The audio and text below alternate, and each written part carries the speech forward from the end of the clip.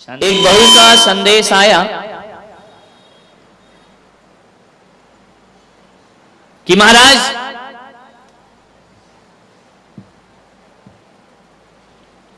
आपने कल बहुत कुछ बोला, थोड़ी हमारी भी विनती सुन लो। आपने बोला कि लड़ाई झगड़े की जड़ कोई है तो बहू है, थोड़ा बहुओं की पुकार भी सुनो। इनका बात तो सही है। मैंने कहा समस्या क्या है? बोली समस्या एक ही है। बोली समस्या एक ही है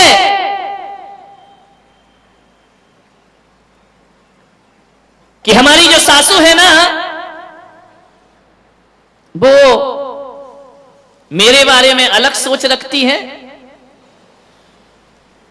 बहू के बारे में अलग सोच रखती है और बेटी के बारे में अलग सोच रखती है। समस्या यहां खड़ी हो जाया करती है। वह बहू के लिए कुछ और विचारधारा में जीती है और बेटी के लिए किसी और विचारधारा में जिया करती है। समझो थोड़ा सा, अम्माओ सुधर जाओ, गंगा नहाओ, ज्ञान की गंगा बह रही है, ध्यान रखिए। मैं बड़े बड़े ग्रंथों पर भी प्रवचन कर सकता हूं, मैं समयसार पे बोल सकता हूं, मैं गीता पे बोल सकता हूं,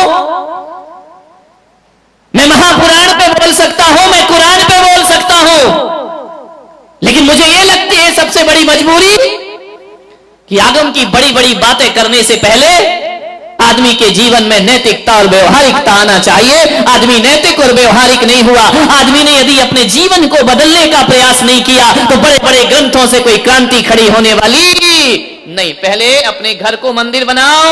एक बात बताओ, मंदिर में महिलाएं जाती हैं, आदमी भी जाते हैं, सूरत में तो बहुत ज्यादा जाते हैं। एक बात बताओ, मंदिर जाते हो कितनी देर रहते हो मंदिर में? ईमानदारी से बोलो, जोर से बोलो ना, जेल की थोड़ी पूछ रहा हूं। 10 मिनट काहे को जाते हो? है जा ही मत करो। हाँ, आधा घंटा, इस उम्र में तो 1 घंटा रहना चाहिए। ध्यान रखिए, आप मंदिर जाते हैं, आदमी 10 मिनट रुकता है, 15 मिनट रुकता है, 20 मिनट रुकता है, ज्यादा से ज्यादा 1 घंटा, और जोर लगा दो 1.5 घंटा, 2 घंटे अम्मा जी हुई तो। ध्यान रखना, जिस मंदिर में तुम जाते हो 1 घंटा उस मंदिर में रुकते हो और उस मंदिर को बहुत पवित्र बना करके रखा करते हो, मंदिर में शांति का वातावरण निर्मित करते हो, मंदिर का वातावरण बड़ा पवित्र और पूजनीय बना दिया करते हो। सूरत वालों में आपसे कह रहा हूं, जिस मंदिर में 1 घंटे रुकना है उसे पवित्र बनाते हो, और जिस घर में 23 घंटे रहना है उसे पवित्र क्यों नहीं बनाते हो? उसे मंदिर जैसा पावन क्यों नहीं बनाते हो? 1 घंटे वाले मंदिर की पवित्रताएं हैं, 23 घंटे वाले घर को अशांत क्यों बनाते हो? 1 घंटे जो आप मंदिर में सीखते हो उसे 23 घंटे जीवन में जीने का प्रयास करिए, तुम्हारा मंदिर जाना सार्थक और सफल हो जाएगा। 23 घंटे जियो। मंदिर पाठशाला है, घर प्रयोगशाला हुआ करती है, ध्यान रखिए। 1 घंटे मेरे प्रवचन सुन के मत सोचना कि हमारा कल्याण उद्धार हो जाएगा। जो 1 घंटे मैंने दिया है उसे 23 घंटे जीने का प्रयास करिए, जीवन आपका धन्य हो जाएगा। 23 घंटे जियो। किसी को डॉक्टर बनना है, इंजीनियर बनना है, अकेली थ्योरी से काम नहीं चलता है, थ्योरी के साथ साथ उस आदमी को प्रैक्टिकल भी करना पड़ता है।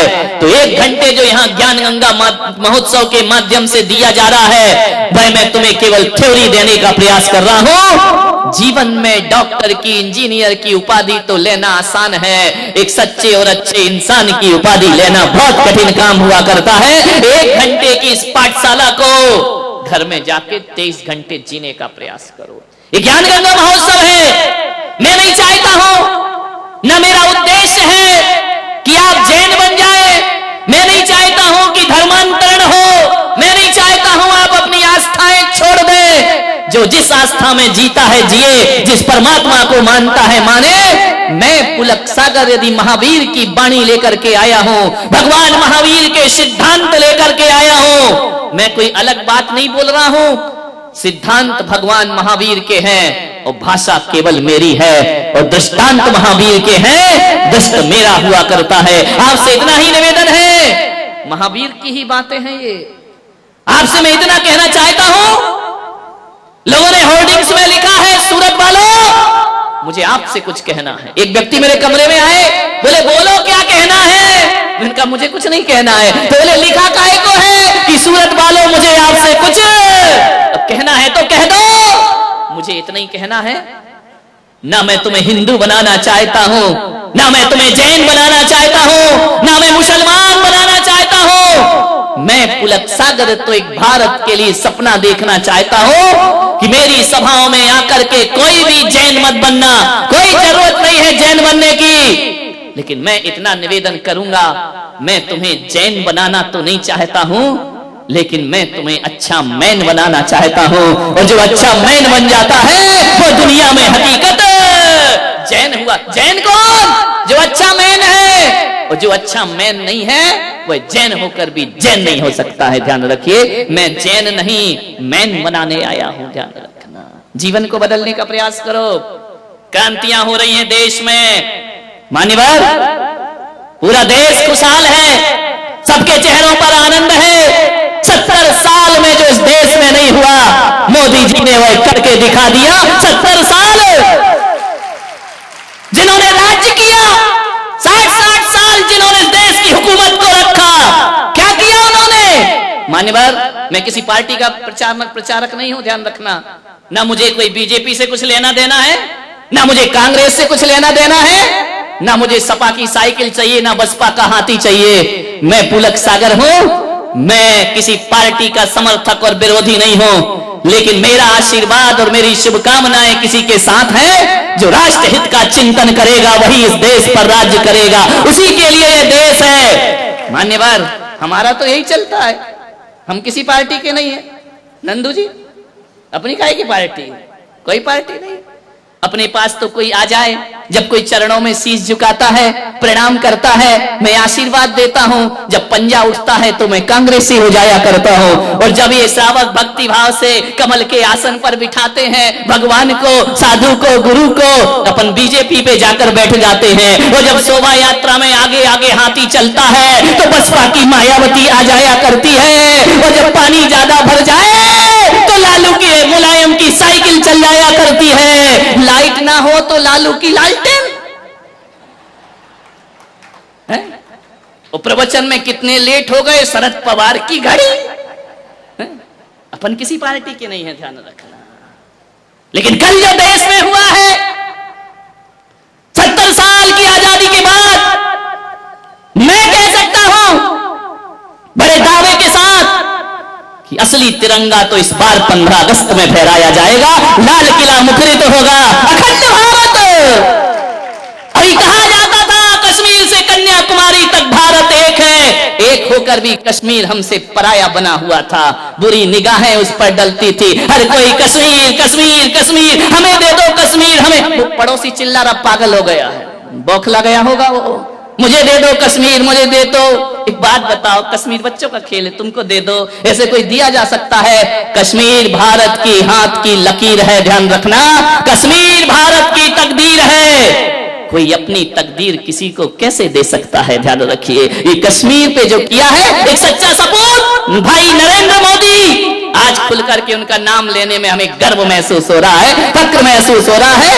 एक ऐसा भारत मां का सपूत जिसने भारत मां की मांग जो उजड़ी हुई थी, आज उस व्यक्ति ने, अमित शाह जैसे लोगों ने, अमित शाह जानते हो, सब गुजराती भाई, ध्यान रखना। मान्यवर ध्यान रखिए, इस राजनीति के कोई चाणक्य गुरु हैं तो अमित शाह हैं, ध्यान रखना। चाणक्य ने क्या किया था? आसुरी शक्तियों को सिंहासन से उतार कर चंद्रगुप्त को सिंहासन पर बिठा दिया था, ध्यान रखिए। मान्यवर, वो चंद्रगुप्त भी अंत समय जैन धर्म स्वीकार करके समाधि करते हैं, और अमित शाह भी जैन वंश में पैदा होकर के भारत की राजनीति का गर्व से माथा ऊपर उठा दिया करते हैं। आज उन सपूतों ने वो किया है, मेरी भारत मां की मांग में जो बरसों से कोई नहीं कर पाया, उसकी मांग में अरे अपनी माँ की मांग में लाल सिंदूर तो सब भरते हैं, लेकिन आज केसरिया सिंदूर भर दिया भारत माता की मांग में, सदा सदा को उसे सौभाग्यशाली बना दिया है। 70 साल से जो लोग नहीं बौखला रहे हैं, कई लोग पगला रहे हैं, ये क्या हो गया, हमें पता ही नहीं, हमारे साथ धोखा हुआ। ये देशद्रोह की भाषा है।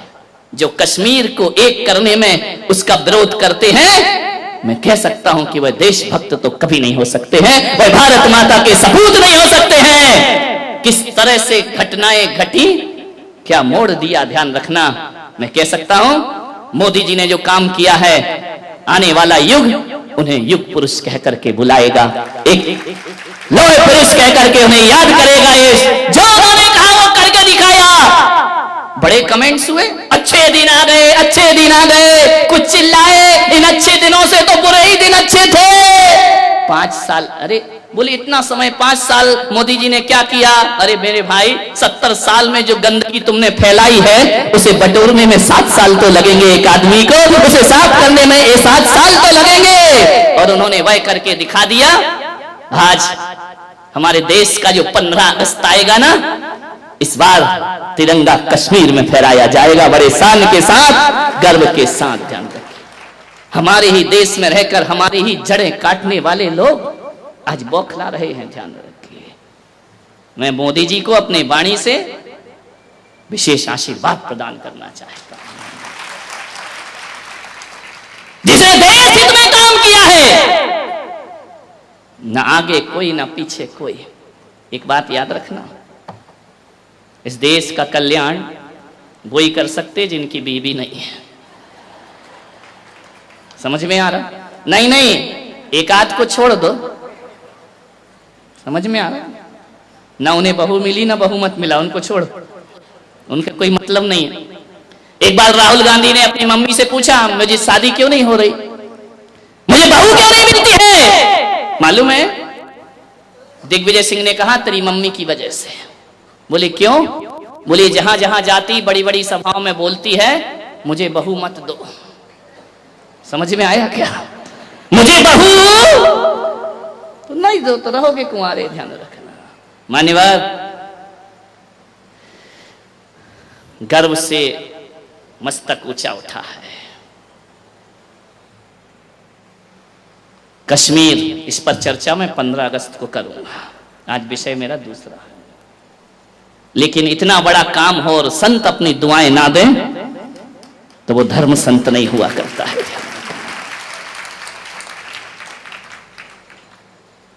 बहुत बड़ा फैसला लिया है, नारियों का उद्धार किया, 3 तलाक का बिल पास किया है। जो नारी भोग की वस्तु बनी थी, उसे उन्हें आदर्श बना करके खड़ा कर दिया मोदी जी ने। अभी अभी देखना आगे आगे और क्या होगा। मैं आपसे इतना ही निवेदन करना चाहता हूं, अब जमाना बदल गया है, युग बदल गया है, सोच बदल लीजिए, जीवन को बदल लीजिए। हम बदलेंगे, युग बदलेगा। ध्यान रखना, हमें ही बदलना पड़ेगा। और ये बदलने की बात है, ये बदलने का उपक्रम समाज से नहीं होगा, राष्ट्र से नहीं होगा, हमसे होगा। एक एक व्यक्ति राष्ट्र हुआ करता है, और एक एक व्यक्ति यदि सुधरेगा, व्यक्ति से समाज बनता है, व्यक्ति से परिवार बनता है, परिवार से समाज बनती है, समाज से राष्ट्र बनता है, राष्ट्र से विश्व का निर्माण हुआ करता है। परिवर्तन अपने घरों से आना चाहिए। 21वीं सदी है ये, ध्यान रखना। जहां जगह मिले आ जाओ, हाउसफुल हो गया यहाँ। साइड में जहां भी मिले इस साइड आ जाओ, बैठने की थोड़ी वॉलंटियर व्यवस्था करें। अशोक जी, पंडाल फटेहाल, विचार करिए। तो मैं कह रहा था कि घर से व्यवस्थाएं सुधारिए, घर से जीवन सुधारिए, अपने घर को मंदिर जैसा पवित्र बनाने का प्रयास करिए। 1 घंटे की पूजा पाठ से जीवन में मंगल होने वाला नहीं है। एक बात याद रखना, पूरी जिंदगी को पवित्र बनाना पड़ेगा। बहू ने कहा कि महाराज, हम यदि अपने घर में कुछ करते हैं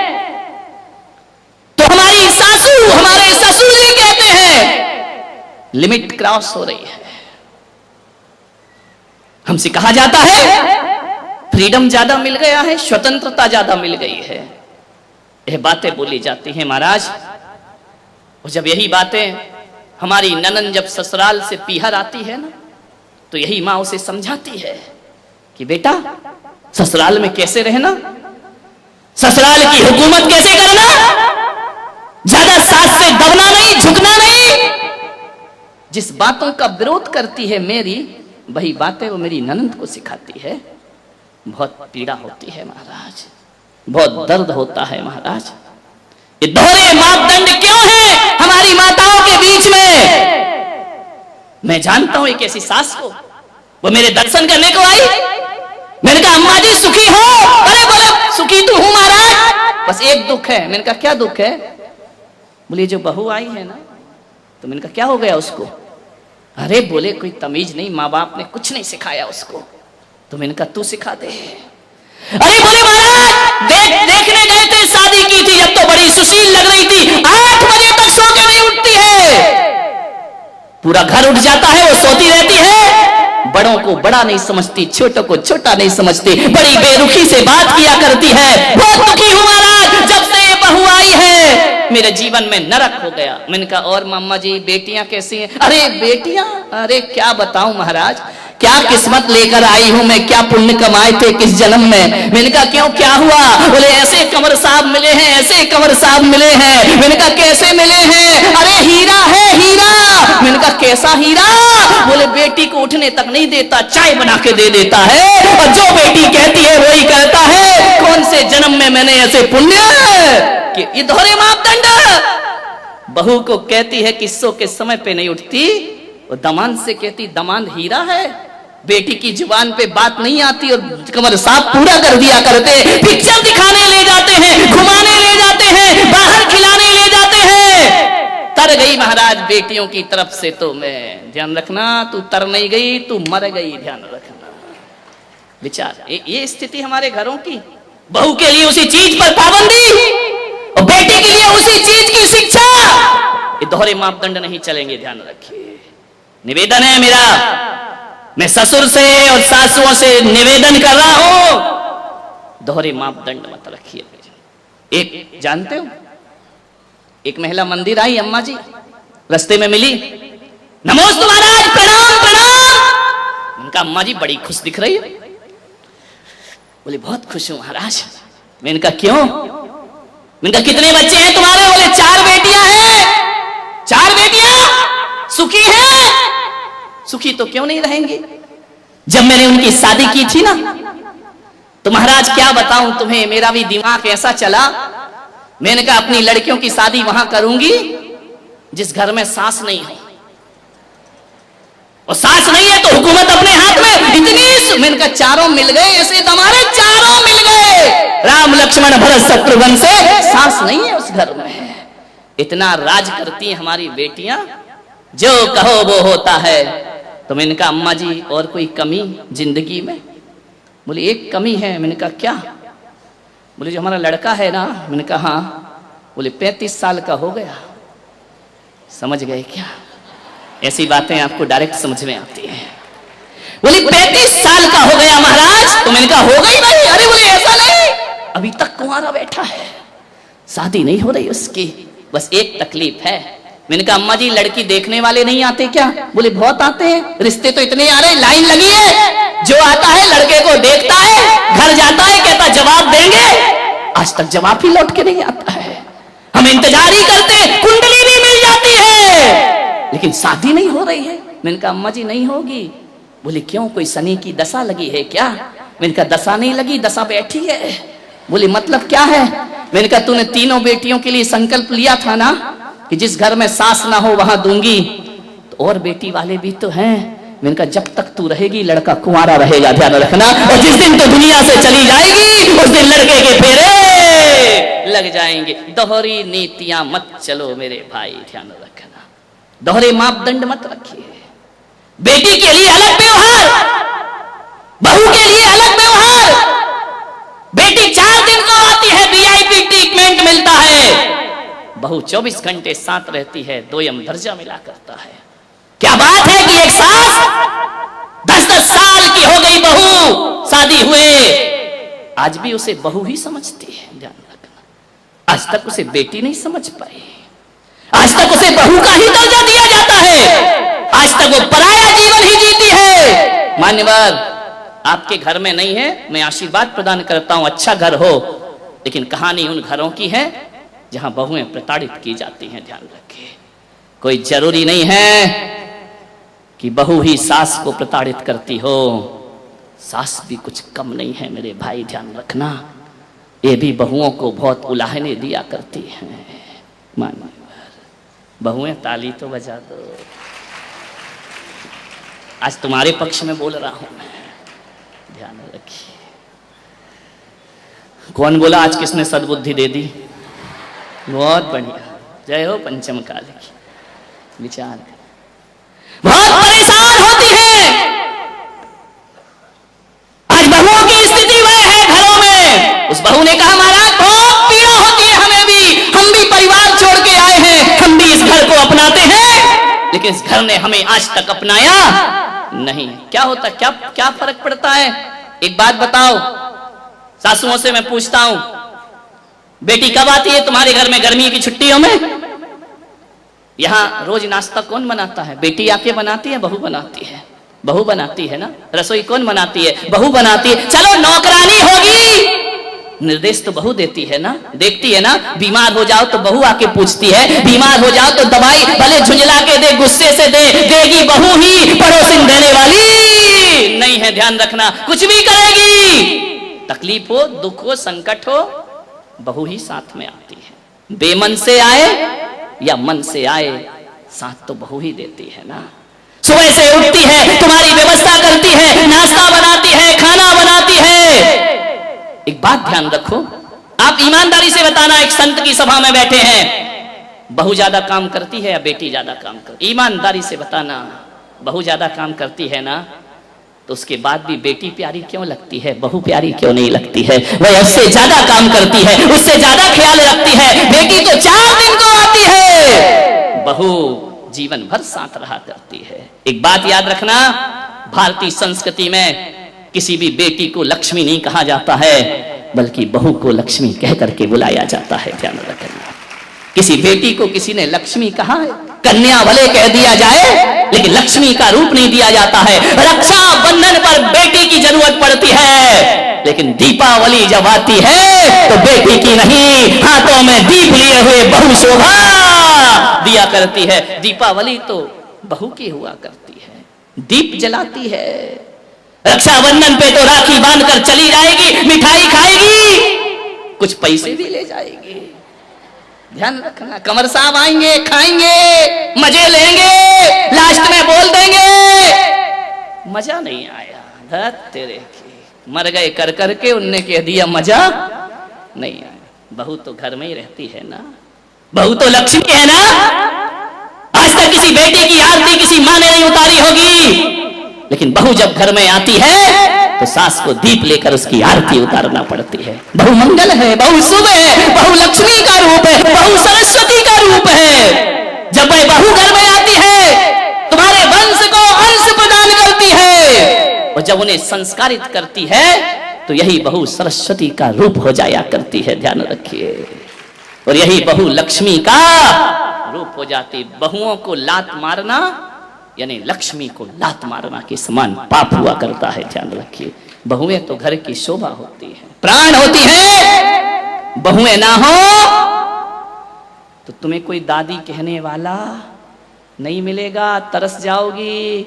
ध्यान रखना, नानी में तो नाना नाना नाना लिखा है, दादी में तो दे दे दे दे दे लिखा हुआ है। मानिए, जितने भी रिश्ते हैं,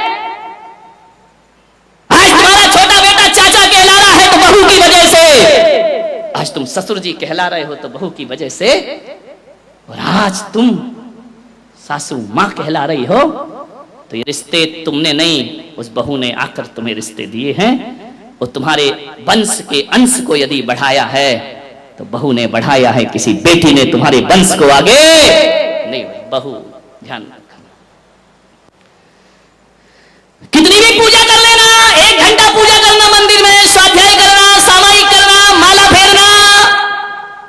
भगवान महावीर ने कहा है शरीर और आत्मा में भेद करोगी तो सम्यक दृष्टि हो जाओगी, और बहू और बेटी में भेद करोगी तो मिथ्या दृष्टि हो जाओगी। ध्यान रखना, बहू बेटियों में भेद की रेखा मत खींचिए। कितना भी प्रवचन सुन लो, कितनी भी समाज सेवा कर लो, कितना भी धर्म कर लो, यदि बहू से नफरत करती हो तो आपकी पूजा पाठ सब एक पाखंड है, एक ढोंग है, कुछ नहीं होने वाला, इससे कोई कायाकल्प होने वाला नहीं है। ये पूजाएं तुम्हें स्वर्ग नहीं भेज सकती हैं, ये पूजाएं तुम्हें मोक्ष नहीं ले जा सकती हैं। कितना भी कर लेना, समाज में बड़ी बड़ी माला पहनने से कोई महान नहीं हुआ करता है। हर एक बात याद रखना, ये समाज की मालाएं कोई हकीकत की नहीं हुआ करती हैं, 80% तो धोखेबाजी हुआ करती है। आपसे मैं निवेदन करना चाहता हूं, समाज के सम्मान में कोई व्यक्ति महान नहीं होता है, अपने घर में जो सम्मान पाता है वो दुनिया में महान हुआ करता है। अपनी बहू की नजरों में उठी हो क्या? अपने परिवार की नजरों में अच्छे बने हैं क्या? नहीं बनते हैं। दुनिया की नजरों में महान बन जाओ, कोई कीमत नहीं हुआ करती है। अपने घर की नजरों में ऊपर उठने का प्रयास करिए। मानिए, तकलीफ क्या हो जाती है? बहू लेने तुम ही जाती हो, शादी नहीं होती तो 10 जगह हाथ पैर जोड़ती हो, कुंडली मिलाती हो, मेरे लड़के की शादी करा दो।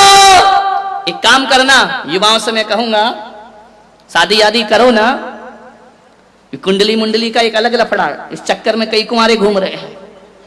मैं आपसे इतना ही निवेदन करूंगा कि अब की बार कुंडली मिलाओ तो अपनी मत मिलाना, है ना।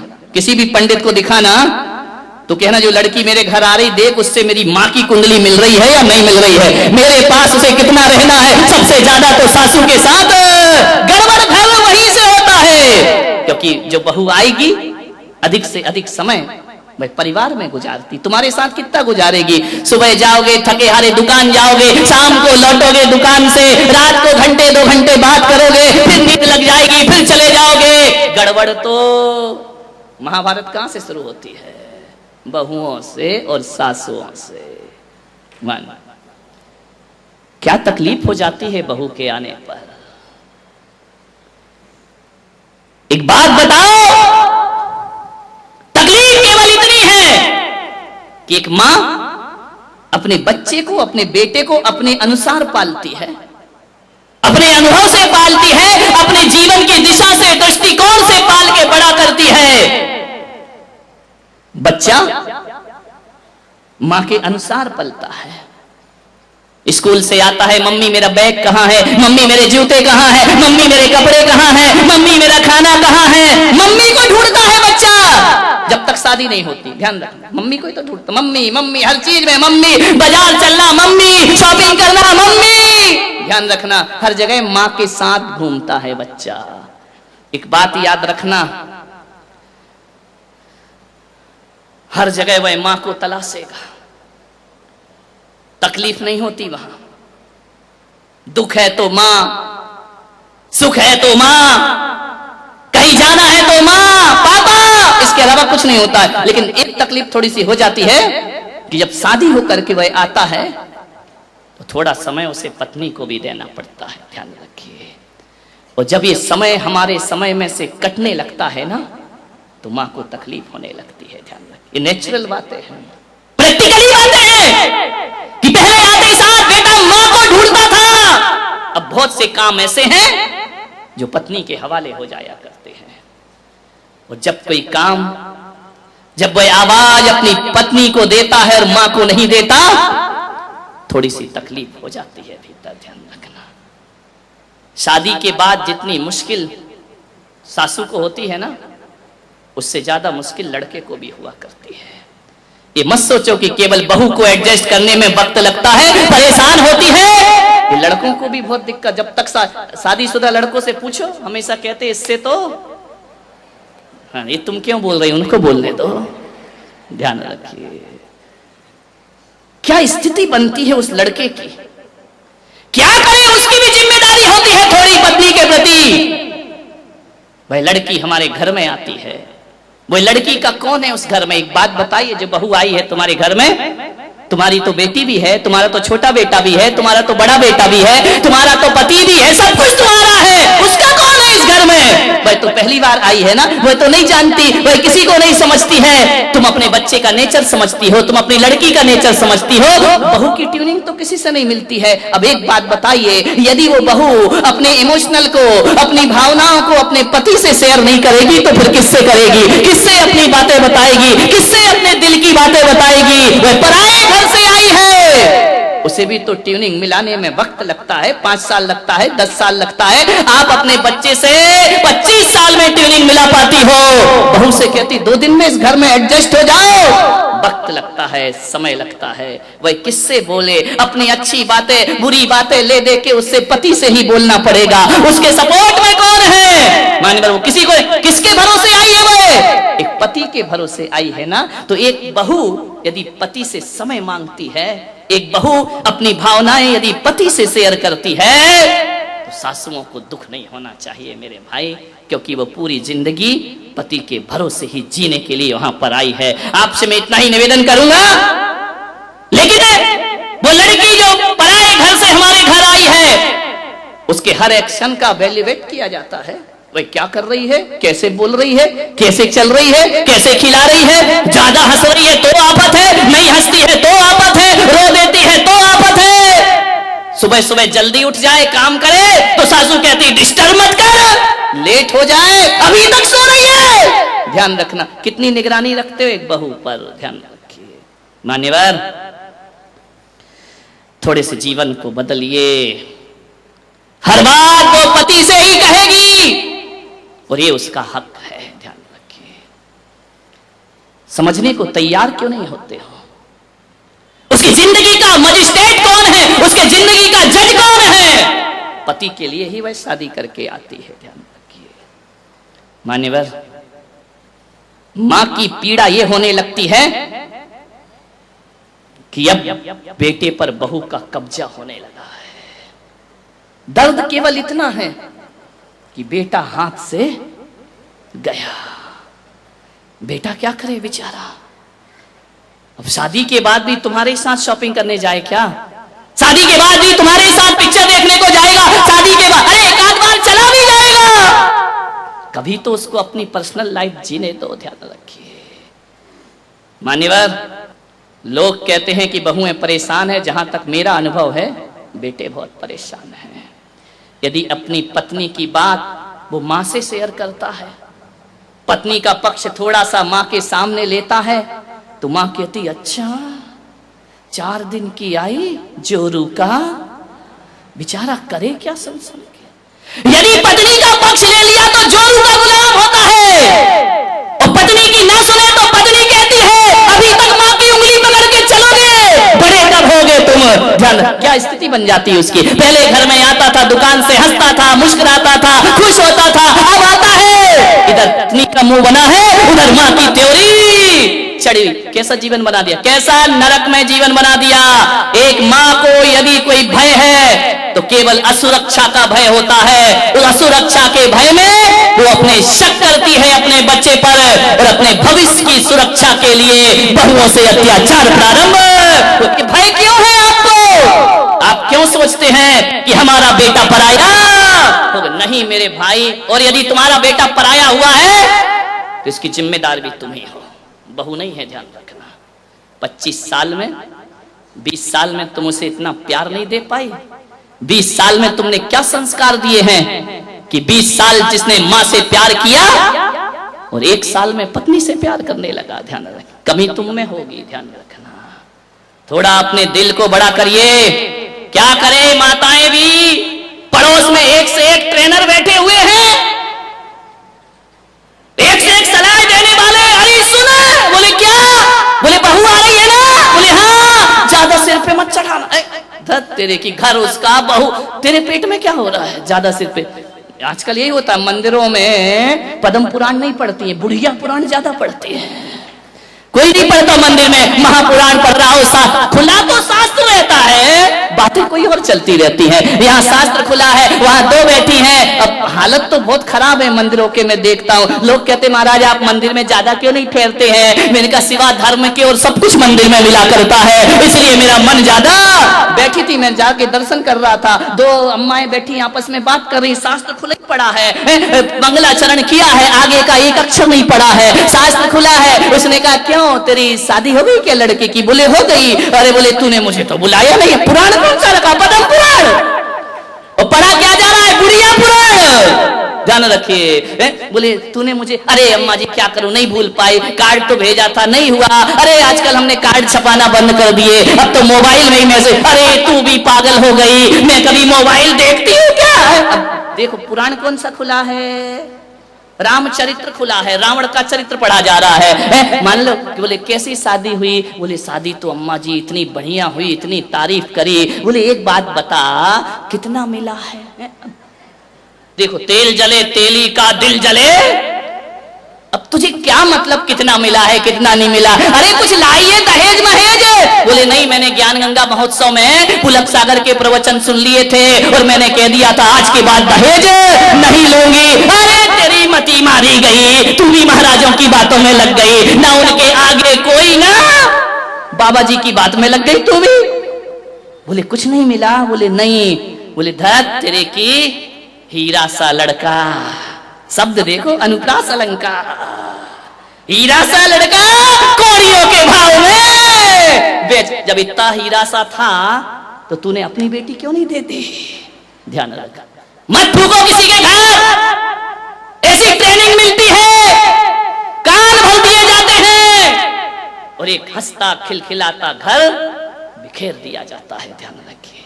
महिलाओं से मेरा निवेदन है, मंदिरों में बैठकर केवल धर्म की बातें होना चाहिए, मंदिरों में बैठकर धर्म कथा होना चाहिए। इसकी बहू नहीं आई, उसका बेटा नहीं, आदमी भी कौन से कम है, ये भी कोई दूध के धुले नहीं है।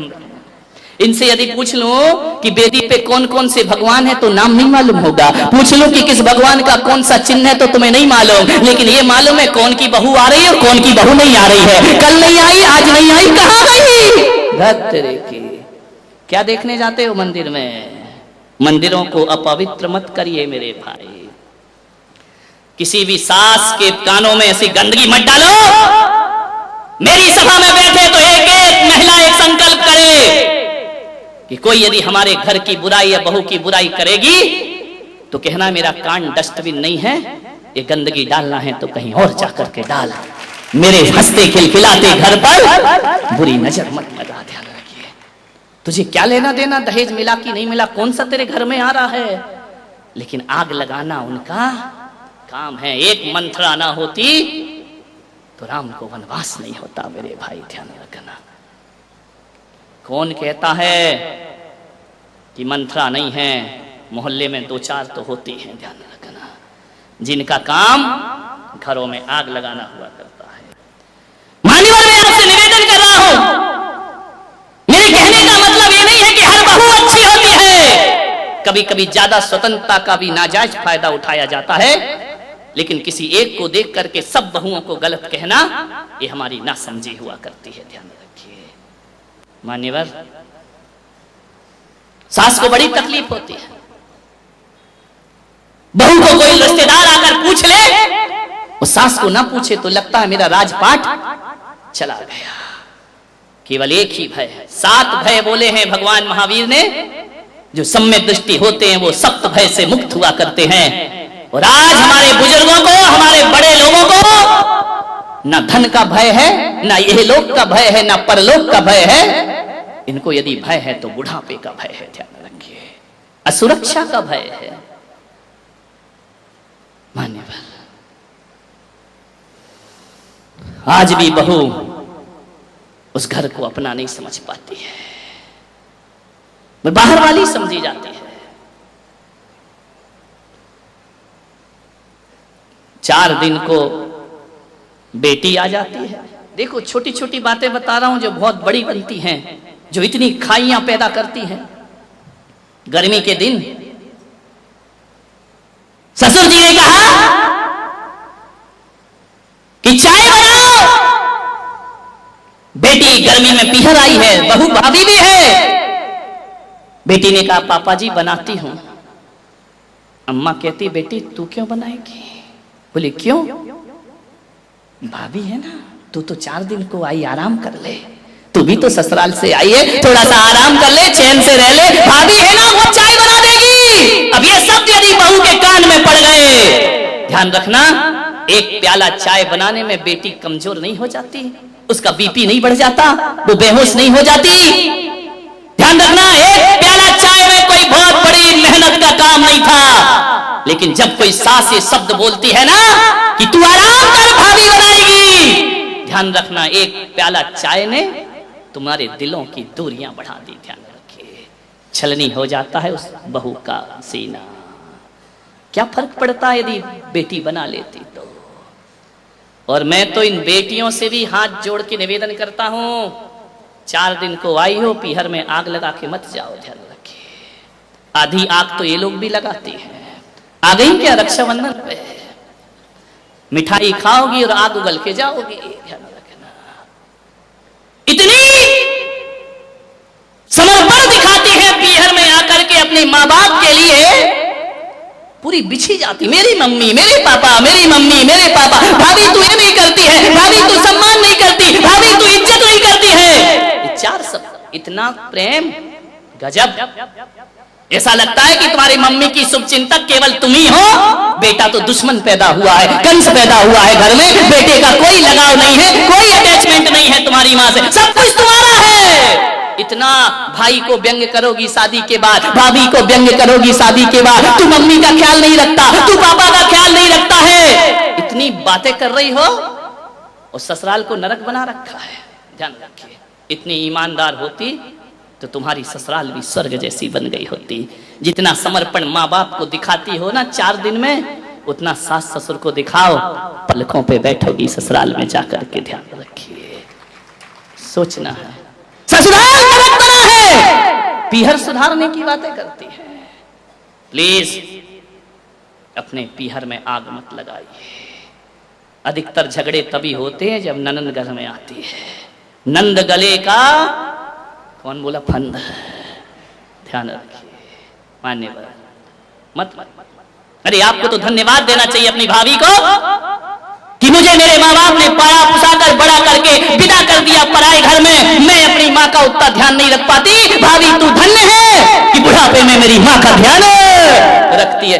ये तुम्हारी समझदारी होती है। उस भाभी को सीने से लगाओ, उस भाभी को धन्यवाद दो, उस भाभी को प्रोत्साहन दो, उस भाभी का मान बढ़ाओ, एहसान मानो उसका। तुम तो शादी करके चली गई, बुढ़ापे में साथ तो वही देने वाली है। ध्यान रखिए। लेकिन तुम आके मम्मी के कान में कुछ डालती हो, भाभी के कान में कुछ और डालती। महाभारत खड़ी कर, जिस घर में बेटियां का इंटरफेयर होता है ना, उस घर में सुख कभी नहीं आ सकता है। ध्यान रखिए, इतना ज्यादा किसी की पर्सनल लाइफ पर डिस्टर्ब करने का प्रयास मत करिए। आपसे निवेदन है, समझदार हो जाइए। अरे बेटा इतने जल्दी पराया नहीं होता है।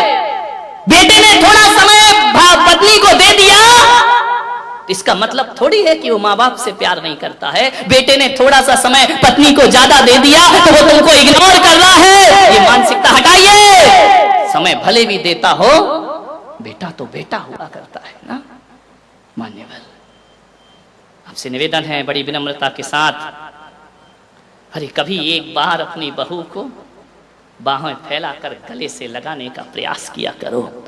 कभी बोला करो कि मेरी बेटी, जो साथ बेटी नहीं देती वो तू मेरा साथ दे रही है, तू मेरा ख्याल रखती है, 24 घंटे मेरे साथ रहती है। कभी तो उसे सीने से लगाया करो। बेटी को सीने से लगाते हो लेकिन बहू को सीने से नहीं लगाते हो। मान्यवर, मैं जानता हूं एक सास को बरसी तब की है उसने, एक साल के उपवास किए। बहू मेरे पास आई, बोले महाराज मेरी सासू आपके दर्शन करना चाहती है। श्वेतांबर समाज की थी। मैंने कहा 4-5 बजे ले आना, दर्शन दे दूंगा। 80 साल की वह सास बहू लेकर के आई उसे। उसने कहा महाराज इन्हें आशीर्वाद दो, बरसी तप कर रहे हैं, 1-1 साल से उपास करे हुए हैं। मैंने देखा कि 80 साल की उम्र में इतनी बड़ी तपस्या कर रही है। मैंने कहा मां तुम्हारा जीवन धन्य है, मैं तुम्हारी अनुमोदना करता हूं, इस उम्र में भी तुम इतने उपास कर रही हो। जानते हो उस सास ने क्या कहा? महाराज धन्यवाद मुझे नहीं, मेरी बेटी को दीजिए, मेरी बहू को दीजिए। मैंने कहा उपास तुम कर रही हो, धन्यवाद उसे? बोले महाराज इतना प्यार और इतनी सेवा तो मेरी बेटी, मेरी औलाद नहीं करती जो सेवा मेरी बहू किया करती है। धन्यवाद इसे दो महाराज, मैं उपास करके बैठती हूं, ख्याल ये रखती है। मैंने कहा कि महाराज के दर्शन करना है, इसने सब काम छोड़ करके मुझे आपके चरणों में लाई है। बेटी से कहती हूं तो जवाब दे देती है, बहू ने नहीं दी। बहू ने नजरें झुकाई, महाराज ये अम्मा जी हैं, ये तो बोलती हैं, ये मेरी मां से भी बढ़कर मुझे प्यार किया करती हैं। सास ने कहा कि नहीं महाराज आप इसे आशीर्वाद दो, और मैं तो ये कहती हूं मेरी तपस्या का पुण्य भी मेरी बहू को लगना चाहिए। मैंने कहा इतना प्रभावित क्यों हो बहू से? बोले महाराज ये बहू नहीं है, देवी है इस घर की। एक सास के मुंह से ऐसे शब्द निकले, सोचो बहू का जीवन धन्य हो जाया करता है, उसके जीवन में सुख शांति का भंडार हो जाया करता है। सास ने कहा कि महाराज मैंने संकल्प लिया कि बरसी तप का उपवास करूंगी, और जब से मैंने 1 साल से व्रत कर रही हूं, ये बहू पीहर नहीं गई, नहीं जाती। वो पीहर से खबर आती है, भाई लेने आता है, पिताजी लेने आते हैं, मैं कहती हूं बेटा चली जा पीहर, माँ बाप से मिल ले। वो कहती मम्मी आज आपका उपवास है, मैं कैसे जा सकती हूँ? और जब दूसरे दिन पारणा करती हूं ना, तो कहती है जहां मेरी मां पारणा कर रही है उसे छोड़ करके पीहर कैसे चली जाओ? ये जाती नहीं है, 1 साल से पीहर नहीं गई है, केवल इसलिए कि मैं बरसी तप करती हूं। महाराज असली तप मेरा नहीं, असली तप तो इस बहू का हुआ करता है, ध्यान रखिए। मैं आपसे पूछना चाहता हूं, क्या तुम्हारी बहू ने अपने साल भर में 2 साल में जब से घर आई है एक भी काम अच्छा नहीं किया है? किया होगा ना, कुछ तो अच्छा करती होगी ना, कि कुछ अच्छा नहीं करती है? उसने जिम्मेदारी ली है, जब बच्चा जवान हो जाता है उसकी जिम्मेदारी तो बहू उठाती है ना, उससे तो तुम्हें बचाती है ना, समय पे उसे नाश्ता देती है, खाना देती है, उसका ख्याल रखती है, उसके कपड़ों का ख्याल रखती है। इतना बोझ तो तुम्हारा हल्का किया है ना उसने। एक गलती कर दे 1000 बातें सुनती है, कभी अच्छा करे तो पीठ थपथपाया करो सासुओं, तुम्हारी भर को स्वर्ग बनने में ज्यादा टाइम नहीं लगे। अरे बोल दिया करो मेरी बेटी तू कितना ख्याल रखती है इस घर का।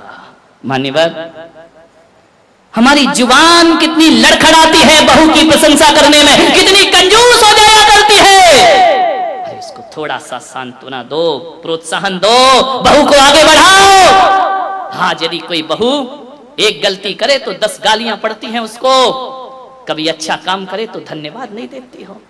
कभी पानी मंगाया कि बेटा 1 गिलास पानी लेकर आ, और बहू ने ला करके दे दिया तो बोला करो बेटा धन्यवाद, ध्यान रखिए तूने मुझे पानी पिलाया है।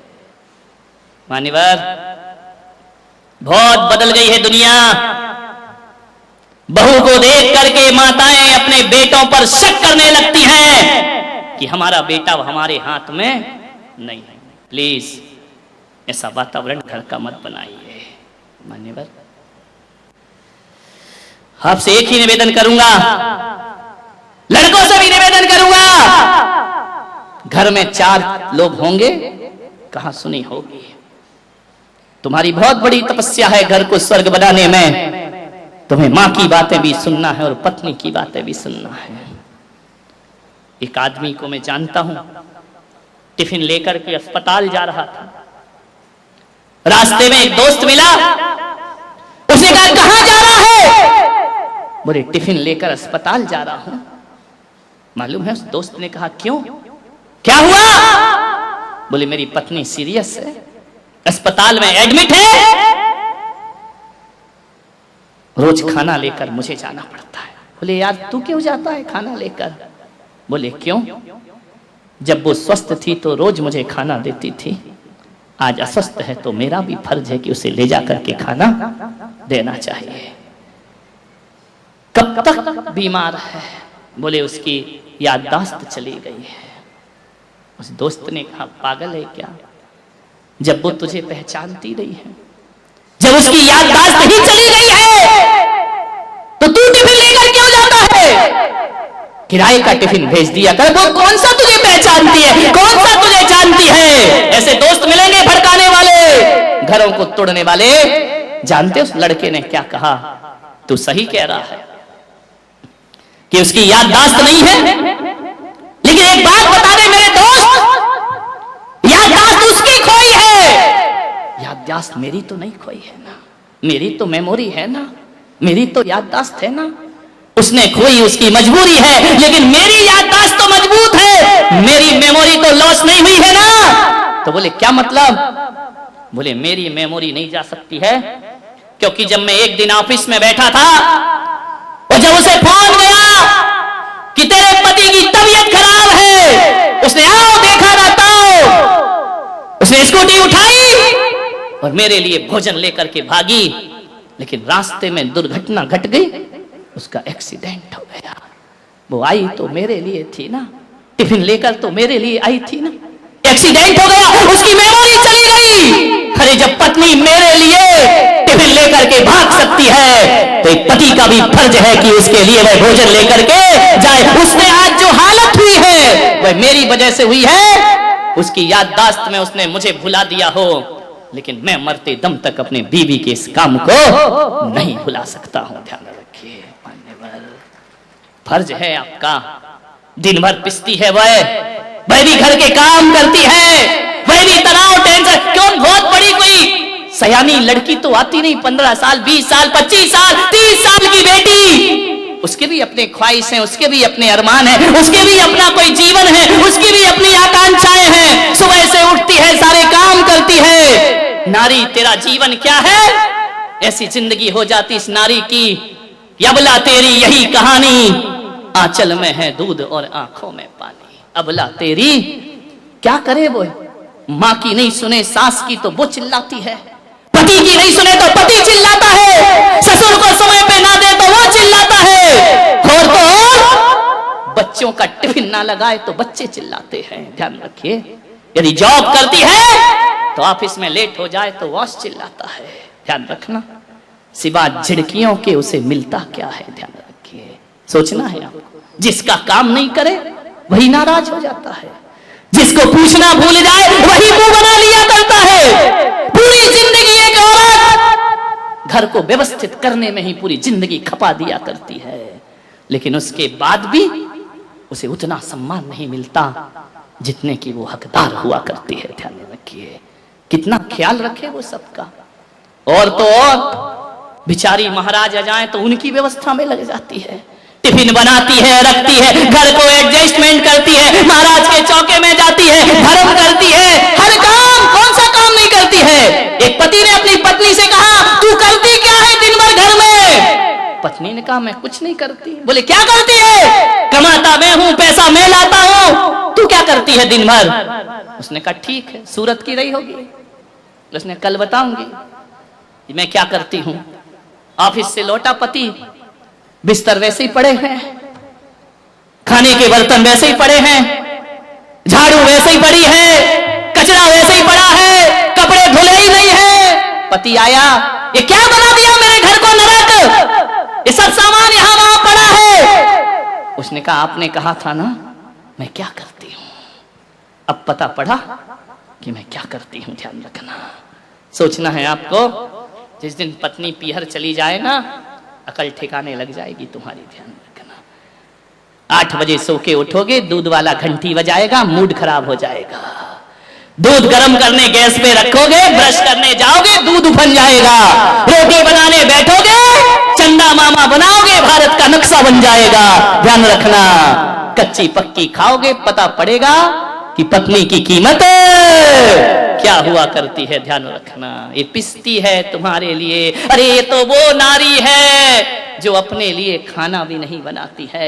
जिस दिन पति बाहर चला जाए, जिस दिन बच्चे बाहर चला जाए और उससे पूछे कि बहन क्या बना रही है, बोले क्या बनाना, पति यहाँ है नहीं, बच्चे बाहर गए हैं, घर में कोई नहीं है, अचार रोटी खाती है और दिन गुजार दिया करती है। वह तो भोजन भी तुम्हारे लिए बनाती है, सब कुछ तुम्हारे लिए करती है।